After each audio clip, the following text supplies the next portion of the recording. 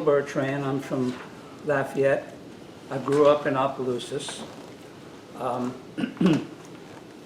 I know this is a genealogy meeting, and it's also a historical society, so I thought I'd just touch briefly on my genealogy to give you an idea of where I came from, so to speak. So a little bit about Bertrand ancestry. Gilles Joseph Bertrand came from Brittany, France. He came to Canada as a soldier in the French army, and he lived in the Montreal, Quebec area. His son, Amab, it looks like Amable, but I was told the correct pronunciation is Amab Bertrand. He was born in 1739 in Montreal. He came to Louisiana and settled near Plaisance, which is near Washington, Louisiana. He was a farmer, and he's buried in the St. Landry Catholic Church Cemetery. He fought in the Galvez expedition. Have y'all heard of that? The Galvez expedition during the Revolutionary War? Well, explain it to me, because apparently I'm the only dummy who just said no. Just a short little version. Galvez was the commander of the militia, and he gathered up all the troops from St. Landry Parish and the surrounding parishes, and they went to confront the British in Baton Rouge. And they had to cross through the Chaffalay Basin. They got to Baton Rouge, they confronted the British, and they won the battle. And he was in the Opelousas militia of 1777. He was a corporal. And that's about all I know about the Galvez expedition. But because of my ancestor being in the Galvez expedition, that enables me to be inducted into the Sons of the American Revolution. Right. And so I went through all my paperwork, and so within the next couple of months, probably around Thanksgiving, I'll be inducted into the SAR. Congratulations. Thank you. So Amab married twice. Okay, so y'all are into genealogy. Each wife was named Anastasia. And that's what I call a genealogy rat's nest, because it was a mess to untangle all this. And not only that, but one of his sons was named Amab also. So that was a problem. So his son, Louis, had a farm in Lotel. Amab's father-in-law was Claude Aucoin, who I think was the progenitor of the Aucoins here in Louisiana. Claude Aucoin, he left France with his family aboard the ship La Ville d'Archangel in 1785. Amab Bertrand's three grandsons. The one standing here is Homer. He was born in 1850. His big brother sitting down here is Louis Ozem, born in 1834. And Auguste, next slide, born 1837. This is Auguste. At I would say, a younger age. This was actually like a pencil or a charcoal drawing that somebody did of him. And this is the lady he married. This is her in later years. Her name is Ernestine Sept Bertrand. Now, let me go over my notes here. So Homer, the one standing up, he married Honora Boone, the granddaughter of Daniel Boone. Oh, neat. Know any Boones around here? Yeah, but I'm not related to them. Okay. Well, just saying. You're in the wealthy Boone family. Oh, yeah, but not Daniel. So, proof of DNA, my son Jeremy right here and Auguste, this is his great-great-grandfather, Okay. born 144 years apart. Yeah. Now, do you notice a resemblance? Just a tad. You do, huh? Isn't that something, born 144 years apart? Yeah, I have an ancestor born in 1832, and he has a great-great-grandson that could have posed for his picture. See that? That's Isn't that awesome. amazing? That is awesome. Those genes hang in there. So here are the surnames in my dad's lineage, the Bertrand lineage, going back 10 generations. Do any of these names look familiar to y'all being genealogists? Very much so. Oh, yeah. Now, We both share several ancestors. do you? Okay. Entrepont, as you may know, the last name was originally Pont, P-O-N-T. And then they merged his name, Andre and Pont, together. And so I am related to all of the Entreponts. All of the Entreponts are related to each other. This one on the top line, Fruitel. I was talking to Miss Boone a while ago that I hit a brick wall around 1815 with his son, William Fruitel, who married a Broussard girl, and they married in Voiles Parish near Bunkie of Marksville. And my suspicion is that he was a soldier in the German army, like a Hessian soldier, who was left behind or chose to stay behind at the end of the Revolutionary War. So you can take a look at these names. Maybe one day soon I can come back and give a talk on my genealogy.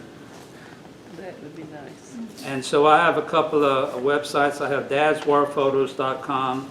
I have a YouTube channel right here, and I have an ancestry site that my son put up for me. Are those on here, on this handout? This is not on that handout. If you have a smartphone, you can take a picture of it. Okay, I have a pen too. Well, yeah, it'd be easier to take a picture. And then y'all can forward it to one another.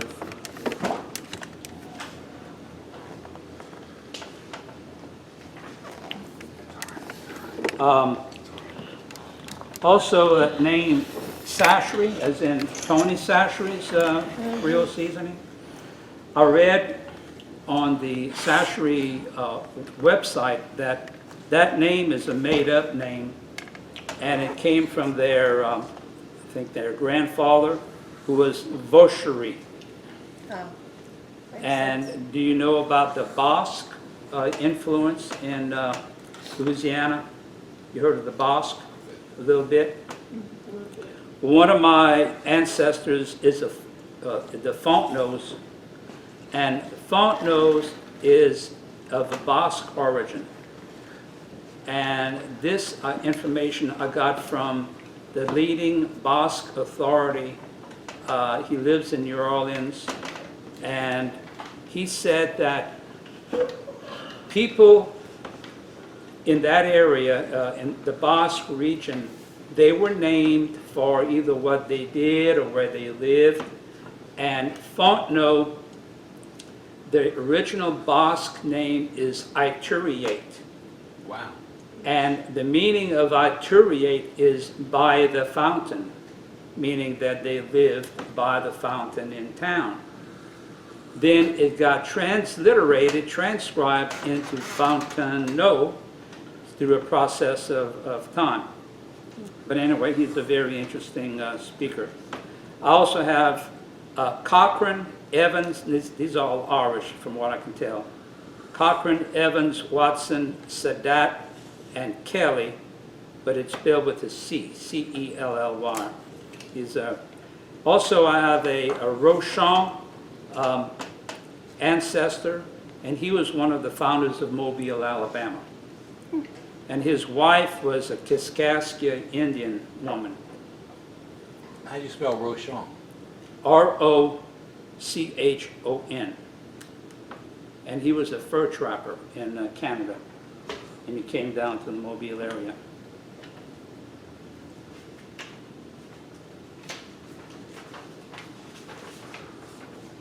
So, So how long have you been doing your genealogy research on your family? Well, my dad started it around the 1988 or so, and he joined the Opelousas Society, the Genealogy Society, and he asked me to go, but I wasn't interested at the time.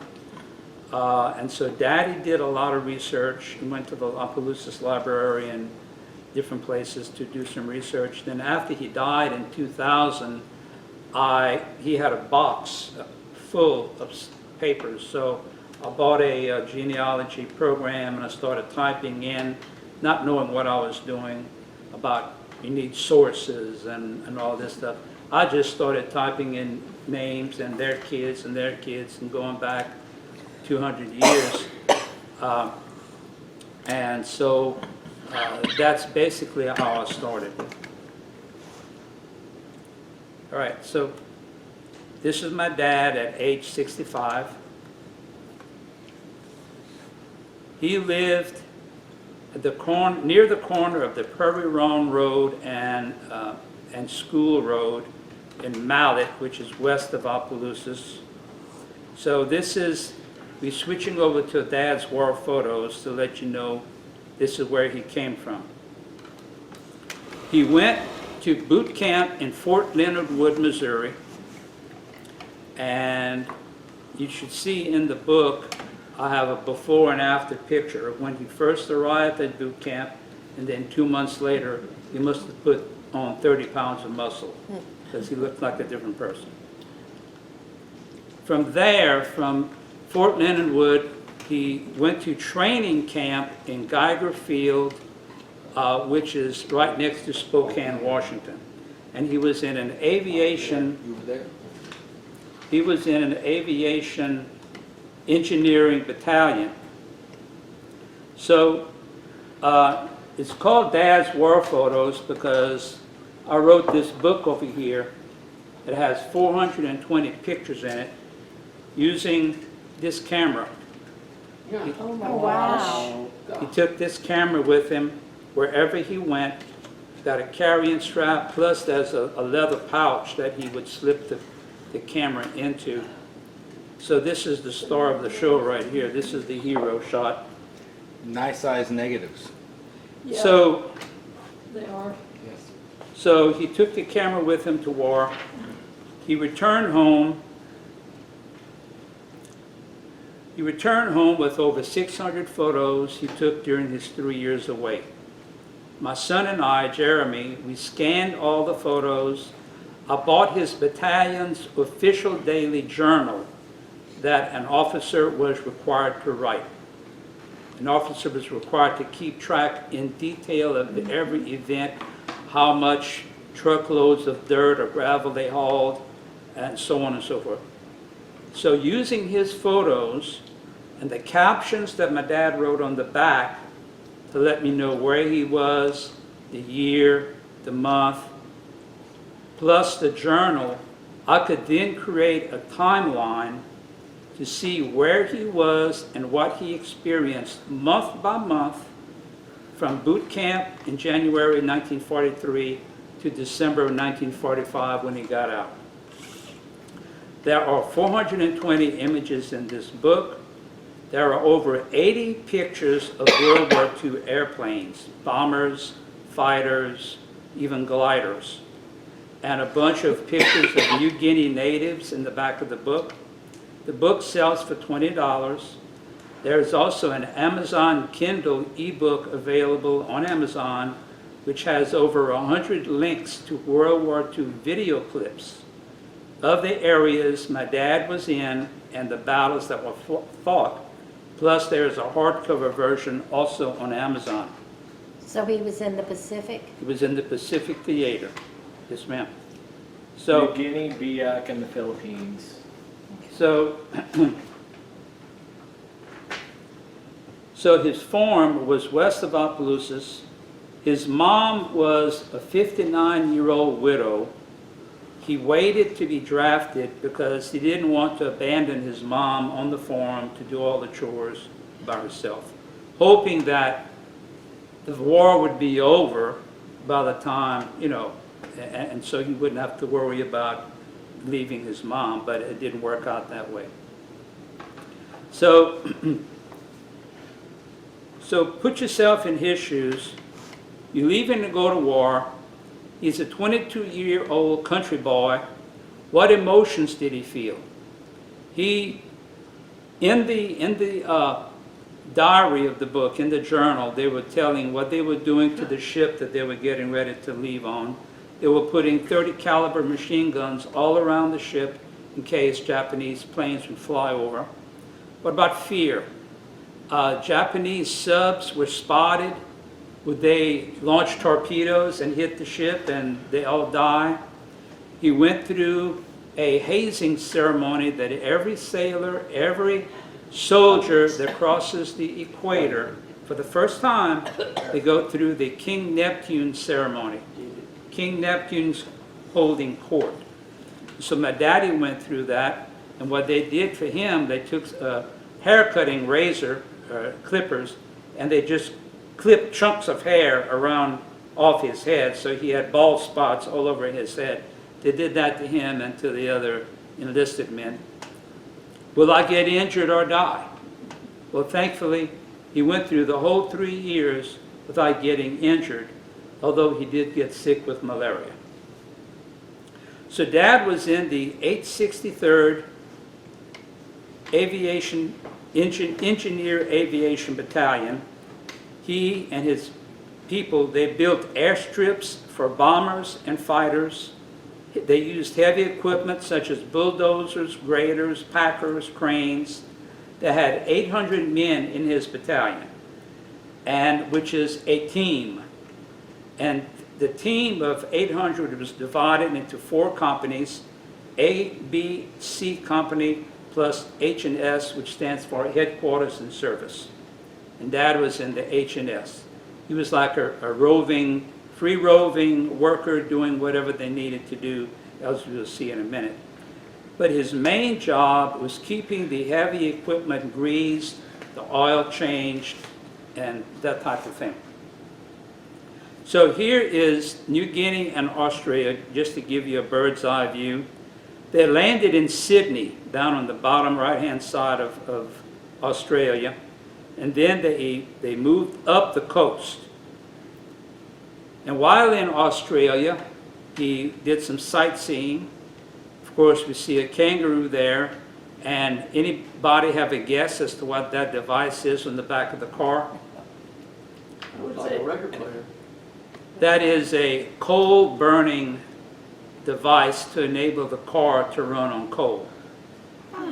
So you put the coal in the top and set it on fire, it creates steam, somehow the car runs on that. So it started out at Sydney, down at the bottom, they go up to Brisbane, which was the headquarters of everybody gathering together and getting their orders and being told where to go, what to do, and all that. And Brisbane was the headquarters of General Douglas MacArthur. So they keep on going up to Townsville, Townsville, Australia, to make the jump across the Pacific Ocean to Oro Bay. So Oro Bay, their job there was to create airdromes. Now that's an old-time word which basically means airport. So you have a control tower, runways, taxiways, the whole shoot and match. So their job as an engineer aviation battalion was to create these runways and airdromes, airstrips out of nothing.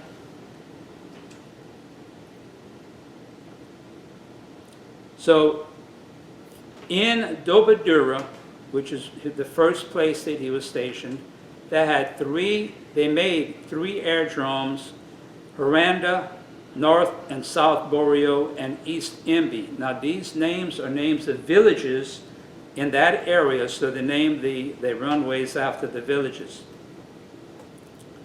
So work done at the airdromes. Here is a crane emptying a dump truck. It's an easy way to empty the rock and gravel. And then, I don't know if anybody knows Ragley, Louisiana is? Yes. That's my dad's friend Bill Habits from Ragley. Bill died just a few years ago. He had a large rice farm, and he grew up basically on a bulldozer, learning how to operate it. So when he got into the military, they asked him, what is your specialty? He said, well, I know how to drive a bulldozer. So, well, here you go. Get with it. So they made airstrip runways, taxiways, and parking spots required. All of that required dirt work, such as draining the swamps, blasting the hills to get gravel, filling in the low spots, and smoothing and packing. So that's like 5 steps. After you do the dirt work, you smooth the surface, and they had machines to do that. Then you cover it, laying pierced steel planking so the planes can land smoothly, such as this here. And I don't know why my pictures got shrunken. Oh, So the mouse works, but I don't know why they all got shrunk. All right, so they come in 10-foot strips, and they all hook together and are clipped together.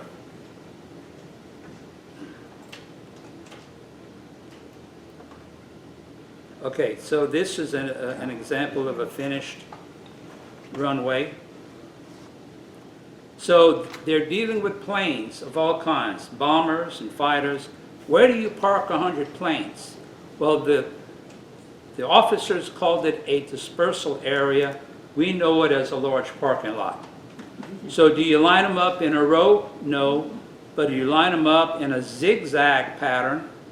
Because you don't want the enemy to fly in and strafe 100 planes all in one pass. So they had to make the parking spots in a curved, non-linear fashion.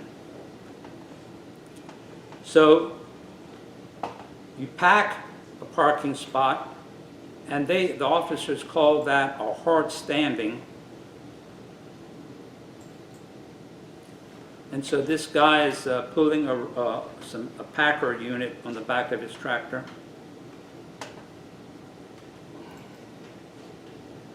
And then, once you have all these planes and all these parking spots, you don't want to have an explosion, like one plane blow up and the fire and the shrapnel will go and damage another plane.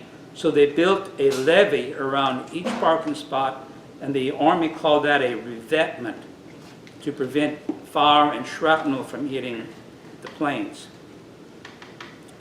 And so this one here I call what goes up must come down. So this is what my dad told me. On a night like this, here you have anti-aircraft fire going up from 3 distinct locations, shooting at airplanes flying over.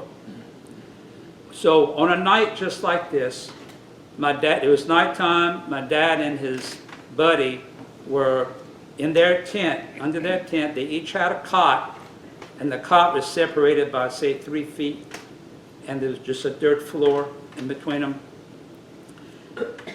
A huge chunk of metal comes falling down through their tent, lands on the dirt in between the 2 cots, because somebody got a piece of plane knocked off of their plane. That's a heck of a picture.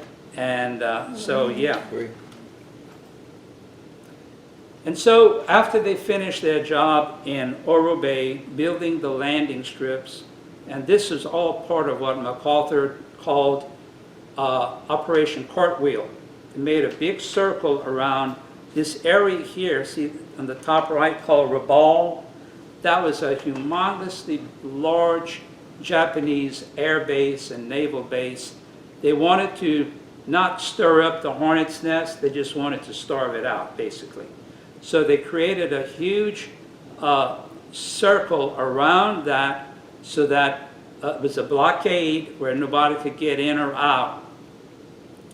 And so here in New Guinea, they had a bunch of Japanese near Oro Bay. They were in the jungles, And what they were doing, they were starting to move north toward Sadar. So they had to move camp and go to Sadar. And so they did a lot of things in Sadar. They killed a lot of the enemy. And here in Sadar is the Nankina River. And one of the tools they had was a bridge and a kit. This is basically a kit. All they had to do was create these wooden, they call them abutments, that the end of each end of the bridge rests on. They created the abutments, they opened up the kit, put it together, and here they are in the finishing stages. They just need to put the railings up. And so H10 means they can hold 10 tons of weight. That's what H10 stands for. So you have timbers needed to make these bridges. So where did all these timbers come from? You're out in the jungle, what do? Do you just call the lumber yard? Well, actually, yeah, because they had their own sawmill operation. And so they went into the jungle, cut down trees, they put them in like a flatbed dump truck, and here, can you see my mouse? Yes. Okay. Here you have a dump truck that has backed up to this pile. You hook up a cable with a winch and you pull the log out and you drag it over here under this building, and right here is a saw, and here's a log that they had already started cutting on. Once it's done and cut to specifications, there's a lumber truck back here that they put the lumber in. And so they tell the sawmill what they need. And here are some native New Guinea men with axes cutting this tree. Now, you see how the tree is splayed out at the bottom? Well, they had to build this little platform to stand on top so that they can cut the tree where the good, meat of the wood is. And this is my dad standing up next to two New Guinea laborers. See the height difference? Yeah. My dad was 6 foot. So these are short men. And the gun that he is holding, any idea what he's holding? It's a Thompson submachine gun. And he was standing guard in case any of the Japanese enemy would come in and want to kill or harass their operation. So after they finished their time in Sadar, they took a boat and they sailed on to Biak. So Biak is an island off the coast of New Guinea. Oh, about this, the H10 Bailey Bridge, they had 24 inches of rain in 2 weeks. And all of this rain comes from the mountains. All the water comes draining from the mountains. And that river that I showed you got very swollen, and it destroyed other bridges, but that one that I showed you survived. The sawmill, that sawmill that I showed you, they produced 300,000 board feet of lumber with that sawmill in Sadar. So now we get into the invasion of Biak Island. Not many people have heard of that invasion because it was the same day as the Normandy invasion in Europe. Exact same day, June 6th, 1944. So General MacArthur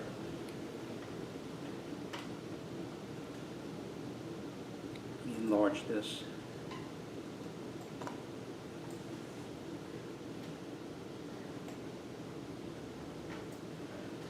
These three black things down here are the three airdromes or airports that they were ordered to capture General Douglas MacArthur sent out the order, says you need to go over there. There's 3 aerodromes that the Japanese built. You need to go confiscate them from the Japanese and kill as many Japanese as you can. So that's what they did. The thing is, the Japanese had been set up there on the island of Biak for 2 years. So they had a 2-year head start trying to get everything ready for the any potential invasion that would come. So they had been setting up fortifications. And so within two weeks before my dad's unit arrived,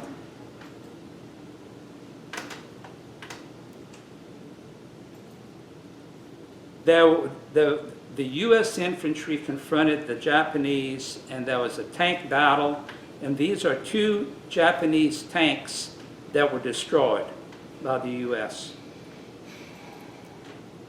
Here is a couple of tanks, U.S. tanks down here. These are called Buffaloes, actually. And this one up here is called a Duck W-353. It's a 6-wheeled unit made by General Motors. So here's a Japanese cannon. The Japanese, they had the high ground, and they were shooting cannons at the U.S. troops arriving on LSTs, meaning troop transports.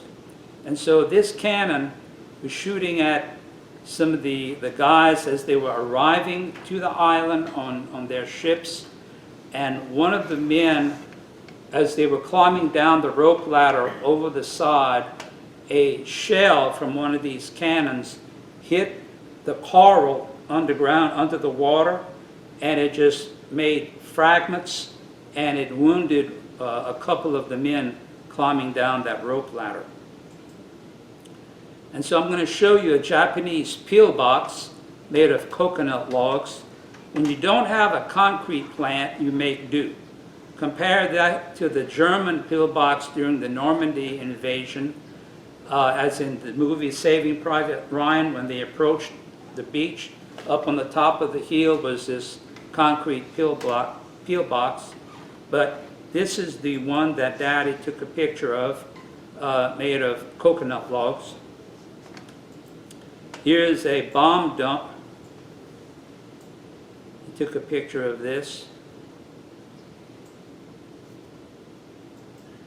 Here's a shot up Japanese truck with an Australian soldier resting. Also on the island of Biak, they had a USO show. And do you know who this guy is with the helmet? Bob Hope. Bob Hope. Daddy took a picture of Bob Hope signing autographs.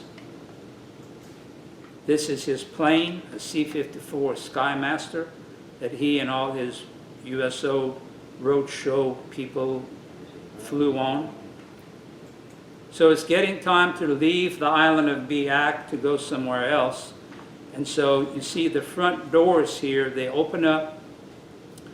The equipment, you just drive the equipment in onto an elevator, and the elevator raises up and brings the equipment to the top deck, and you just drive it off.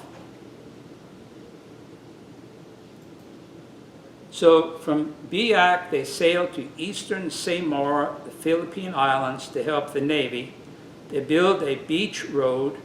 They blow up coral mounds with TNT, and that was a sight that my dad had never seen, being working on a farm. He never had the opportunity to use TNT. So after that job was done, they leave Calicoan Island in eastern Samar. This is the island they built the beach road on right here. They leave there to go somewhere else, and say they go through San Pedro Bay, and they headed to Luzon in the northern Philippines. Okay? So They travel to Luzon, where a battle is already in progress called the Battle of the Lingayen Gulf. Now, if you can picture this, you're standing on the top of your ship, watching, looking out into the distance, and you're seeing a huge battleship called the USS Pennsylvania. This thing was so tall, from the water line to the top mast was 200 feet tall. There are Japanese kamikaze planes flying into the ships, which made this a bad day for the U.S. Navy because they lost a lot of ships because of the planes flying into them. Their goal was to find, the U.S. soldiers' goal was to unload all their equipment at the landing zone, which was 20 miles wide. So here's the Lingayen Gulf. This area here is 20 miles wide, and they had to unload all their equipment and then travel down to Manila. And it took a while. But their goal was to get to Manila, and they brought this howitzer here, 240 millimeter howitzer M1. It could shoot a 360-pound shell. Take a guess, how many miles? 14 miles. 360-pound shell, 14 miles. That's amazing. And they used this to break the walls of what was called the Intramuros, or the walled city in Manila, Philippines. Because all of the Japanese were hiding in there, they took cover, and so they used that big gun to blow holes in the wall so the troops could get in. They did their job. They killed a lot of Japanese, but a lot of them just bailed out and they left when they saw there was no hope. So now it was time to rebuild the Philippines. They had shiploads of supplies come in. They created a supply dump here. On the back of this photo, my dad wrote, "Need wire?" ? So these are rolls of wire. And this is an example of one of the planes in the back of the book. The appendix number 1 has 14 types of World War II airplanes. And this is a B-25 Mitchell bomber. This was one of his best friends, Jack Voce from Opelousas.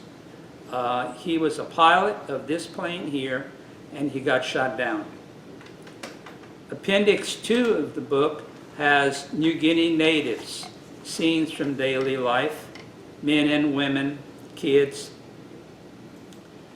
Here's a couple of men. This guy here is holding a little drum.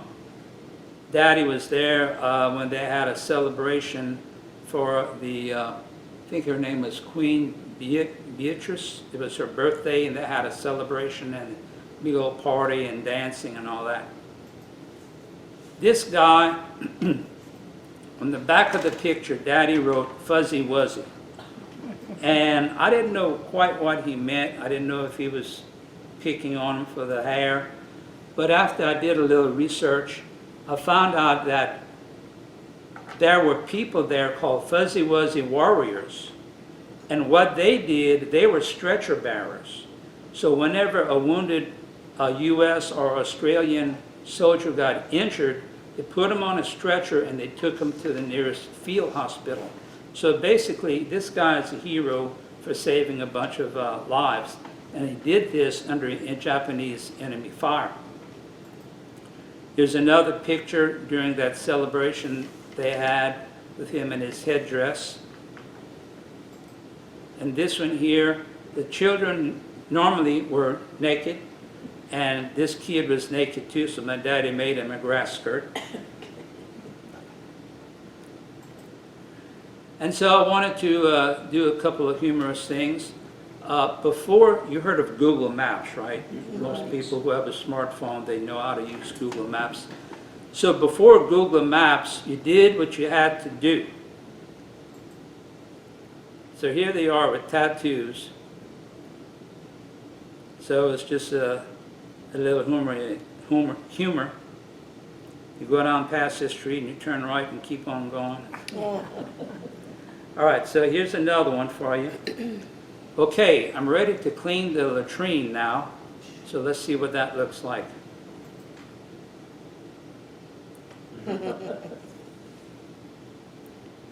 And so this is the end of the slideshow. And again, this is my URL and my YouTube channel, Cookbook Dude. I have a whole bunch of videos, not only of cooking, for the cookbooks that I've written. Of course, we ran out. I don't have any to show y'all, but it's on the catalog. So, any questions? How did they cooperate with the Navy Seabees, or did they have no contact at all, that group that was? I do not know if they had contact, but I would say that they did, being that they went to build that beach road for the Navy. Right. And everybody knows what CB stand for? CB stands for Construction Battalion. So the Navy had CBs, Yeah. and the Army had the Engineer Aviation Battalion. Yeah, I had an uncle who was in the Seabees in that South Pacific area Right. during World War II. And that's why I was kind of wondering, did they kind of work together or I'm sure they had some contact, because the Seabees were always building something for somebody.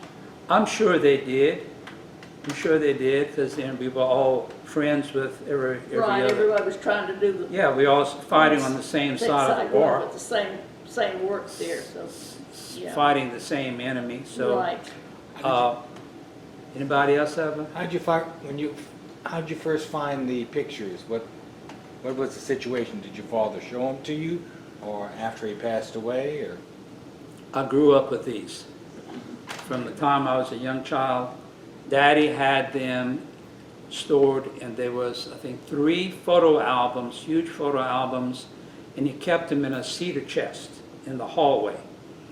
And every now and then I'd say, Daddy, can we look at your war pictures?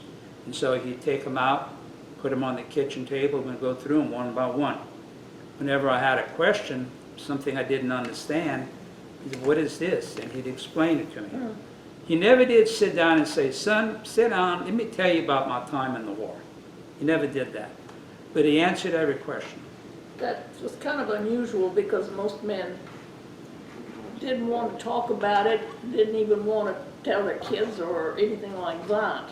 Yeah, my father wouldn't. My husband never talked about anything really until, I guess, probably the last 10 or so years of his life, when he started realizing that there was something there, and then he found the 70th Division Association and got involved with some of the men who he'd served with. Right. And then he did more then, and I learned more by going to the meetings, conventions, than I did just by listening to him, because he didn't talk about it. Well, the earliest memory that I had of my dad discussing something about the war, I don't remember exactly how old I was. I might have been 10 or 12. And we were I remember where I was. I was standing in my bedroom, and Daddy was standing next to me, and we were talking. And he said that, I said, Daddy, was the war bad? He said, we started talking about it, and it says, the Japanese were horrible. They did horrific things to the Filipino people. And back then, the only thing I remember about that conversation, he said that what the Japanese did, and this is what I pictured in my mind. In the jungle, a little room, like maybe 10 by 10, and they took a bunch of Filipino people and they packed them into this room and shut the door. And that has always stuck in my mind since the time I was 10 years old. Yeah. Actually, that's not quite the way it happened. As I was reading the Officer's Daily Journal, it it tells that story. And what it was there was an army base, Fort Santiago or something. It's in my book. In that army base, there was like a bank vault, and they opened up the bank vault and pushed all the people in, as many as they could, closed it and locked it, and went away. What was the purpose? To torture? Just to kill them. Get rid of They had no heart. They had no, just totally, Instead of an oven, they put them in a vault. They're all dead in no time. and Yeah, so, it wouldn't take no time to use up the oxygen. right. And so what happened was the Japanese slaughtered 100,000 Filipino civilians in Manila and surrounding area, 100,000. Minimal. And so after the Battle of Manila ended, and they either killed what they could, the U.S. killed as many Japanese soldiers as they could, or they escaped, then they went in and started rescuing the POWs, because in Bilibid prison, the Japanese put a whole bunch of civilians in Bilibid prison just for fun. Some they put in the bottom, like the bottom dungeon area. But the problem with that, locked up in the dungeon area, when the high tide came, it flooded the dungeon, so they died. They drowned. So then after the Battle of Manila, they went in there, the U.S. Army troops went in there and killed the Japanese. They rescued hundreds of civilians that were there, held captive, and you can go on YouTube and find pictures of those. And I think in my ebook, I have links to that where you can see the actual videos.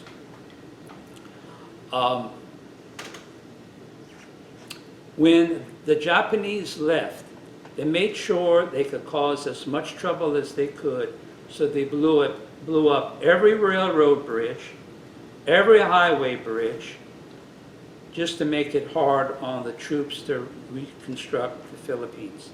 And so they had a bunch of U.S. troops come in, construction battalions. They bombed. They blew huge craters in the airfield at Clark Air Base. They had to fix that.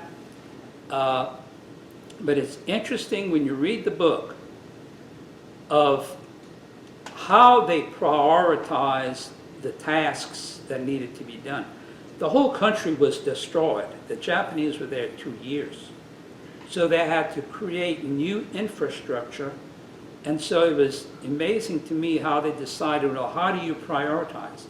Like, we need to get the infrastructure back, need to get the airport up and running to get flights in with cargo. We need to get the roads and the highways and the railroad bridges up to bring in supplies. And another thing they did that the Japanese did, remember Manila Bay? Manila Bay is shaped like a horseshoe. Well, at the open end of the horseshoe, what the Japanese did, they lined up a bunch of ships end to end and sunk them, so that it made it impossible for a big ship to come in. So the U.S. Navy had a salvage team, and they were experts at going in and raising sunken ships. Where there was a hole in the ship due to a torpedo, they go in with sheet metal, weld that on there, pump the water out, and raise the ship.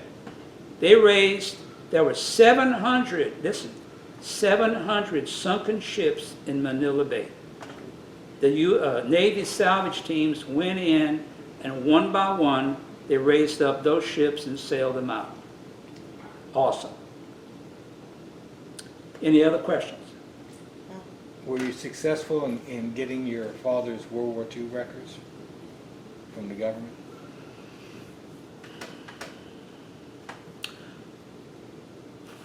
Or did he have them did he hang on to them originally? My I husband think did. he hung on to My them husband hung on to his. because I have his honorable discharge card, front and back, which is in the book. I have other things that I didn't really know I'd needed anything. Because all of that was in that Yeah. all together. Most men hung on to all those papers. A few didn't, but my husband did. He hung on to all of them. Except somewhere along the line before he passed away, he hid his medals, and I don't know where he put them. I have, Found them to this day. I have, I think 2 medals that he saved. But then I was told by a friend of mine that, hey, why don't you contact your congressman and he can send you all of the medals that your dad earned. Right. So I said, what? I didn't know that my dad could possibly have more. But this is one that he brought back, good conduct medal. I think all of them got a good conduct medal. Yeah. He had one called Victory Medal. One was a Philippines Liberation Medal. On the way back, on their trip back from the Philippines, either he or a friend made this little airplane. Made out of a bullet casing, and this is, you've seen the New Guinea people, they had armbands Right. made out of vegetation, and they'd weave all this together. And this is... That would go above, on their arm, above their elbow. On both me and my dad, it wouldn't go past our mid forearm. Right, they had small arms. And this is called a ribbon. It's made out of metal, but this is one of It's part of one of the medals that he got. right. Most of the time, they wore the ribbons on their jackets, and the medals were someplace else.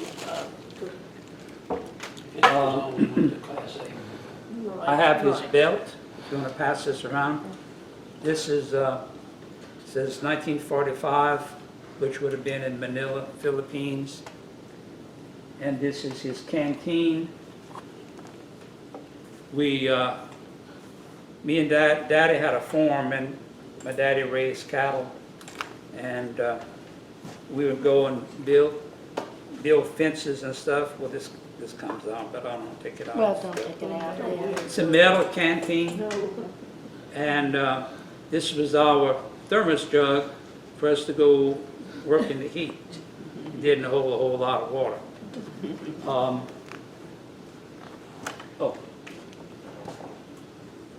This is an ashtray that he made out of a artillery shell. This artillery shell would have been about this long. And so they cut the bottom part, put three little indentions here, and he took 3 coins, and he said, took 3 Filipino pennies, and they were on the deck of the ship, right? They were traveling back to America. He took a coin and a spoon, and he tapped that coin till it flattened out, hours and hours. And he bent the coin to make it into the shape to hold a cigarette. And he welded it or soldered it here, here, and here. So this is the bottom of the artillery shell plus a bullet casing standing up like that. And you can even see the markings on the base. Looks almost like a 105. This was I think they call it a 40 millimeter Bofors. You heard of a Bofors artillery gun? Trench art. Huh? Trench art. Trench art is what it is. Trench art, that's Yes. exactly what it is. Uh-huh. What? You want to pass this around? Sure, you can look past it. I know your book's been out for a little while. Have you received good responses? I wish I would have received an approval to go into the World War II Museum in New Orleans. I contacted them before my book came out, and they said, "Oh, I'm sorry, we don't have enough room in the gift shop for your book." So Oh, I'm gonna have to try again. The Alexandria Museum of Art, in November, they're going to have Louisiana and the War and exhibit. Things from the World War II Museum in New Orleans is being loaned here for an exhibit. Okay. They have they have a gift shop, and in that gift shop, people sell books. So you may want to contact the yeah. art museum, find out who's over. There's a lady who runs the gift shop that's inside there, and see about maybe by November having some of your books in there so that people who are coming in to see the World War II exhibit may be interested in getting your book too. And it may be, you might even have a little bit better luck with the director, Catherine Pierce. We can talk after the meeting. Right. Okay. You may be able to do more than just sell your book, and we'll talk about it after. the Okay, meeting. excellent. pause this, Dad?